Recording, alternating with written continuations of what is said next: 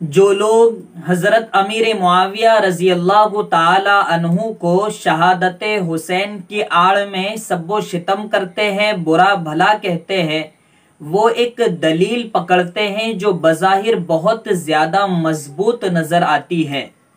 उनका कहना यह है कि जब हजरत अमीर मुआविया का आखिरी दौर था और उन्होंने ये महसूस किया कि अब मेरा नाइब और मैं किसी को खलीफा मुकर्रर कर दूं, तो उन्होंने यजीद को खलीफा मुकर्रर किया, जो कि हजरत हुसैन से नसब के एतबार से भी कमजोर था और दीन के एतबार से, तक़वे के एतबार से भी कमजोर था।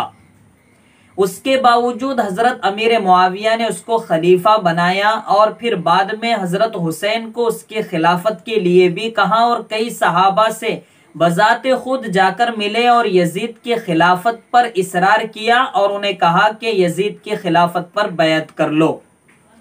फिर बाद में यजीद ने कोफा में इब्न जियाद को गवर्नर बनाया, जिसने सख्ती से निपटा और हजरत हुसैन रजी अल्लाह ताला अन्हु की शहादत अमल में आई। तो पूरे वाक़ये का खुलासा ये निकालते हैं कि हजरत अमीर मुआविया अगर यजीद को खलीफा न बनाते तो शहादत हुसैन का वक्त ही ना आता, मौका ही ना आता। बज़ाहिर ये एतराज मजबूत नजर आता है, लेकिन इसमें दो पहलू है। नंबर एक, जवाब देने से पहले, वजाहत करने से पहले आपसे मैं गुजारिश करूंगा कि इस जवाब को, इस वीडियो को किसी की हिमायत या किसी से तासुब की बुनियाद पर मत देखिएगा। हकीकत हाल मालूम करने के लिए जरूरी है कि हम खालियुज़ ज़हन होकर सुने। तो दो पहलू थे यजीद को खलीफा बनाने के।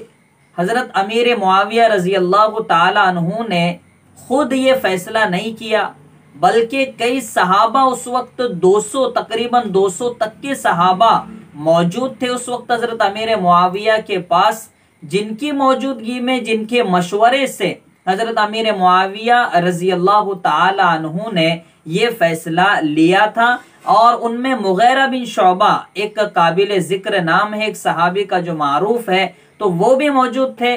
तो जाहिर सी बात है, कैसर व किसरा से टकराने वाले कभी भी हजरत अमीर मुआविया के दबाव में आकर यजीद का नाम नहीं पेश कर सकते, बल्कि उस वक्त के हालात के हिसाब से उन्होंने ये राय दी थी, ये मशवरा दिया था कि अगर हजरत अमीर मुआविया यजीद के अलावा दूसरे को बनाएंगे तो हजरत अमीर मुआविया के हामी शोर बर्पा करेंगे, फसाद मचाएंगे, फितना फैलाएंगे, इसलिए उससे बचने के लिए जरूरी है कि इसी को बना दिया जाए। तो हजरत अमीर मुआविया ने मुशावरत से ये फैसला लिया था, अपने नफ्स और अपने ख्वाहिश के एतबार से नहीं लिया था।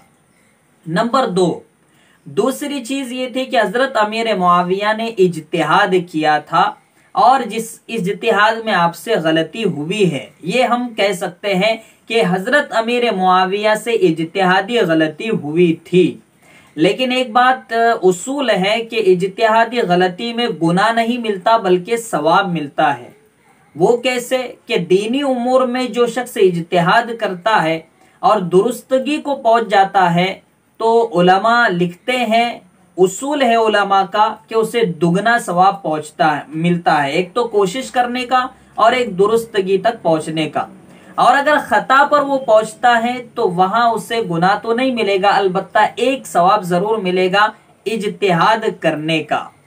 तो नाज़रीन, हजरत अमीर मुआविया रजी अल्लाह ताला अन्हु की इज्तिहादी खता को लेकर उन पर सब्बो शितम करना, नाउज़ुबिल्लाह उन्हें काफिर और मुर्तद करार देना और भी अलग अलग अल्फाज का इस्तेमाल करना, ये कहीं ना कहीं हकीकत पर मबनी बात से हटकर ये दावा करना है, अपनी जबान को गंदा करना है। एक बात वाजे कर दो, वीडियो के दरमियान में मैंने कहा कि 200 सहाबा उस वक्त मौजूद थे। अब वो अमीर मुआविया के मशवरे में मौजूद थे या नहीं, उसका हतमी पता नहीं है, हतमी उसका इल्म नहीं है, लेकिन कुछ सहाबा जरूर मौजूद थे जिसमें मुगीरा बिन शुअबा काबिले जिक्र है।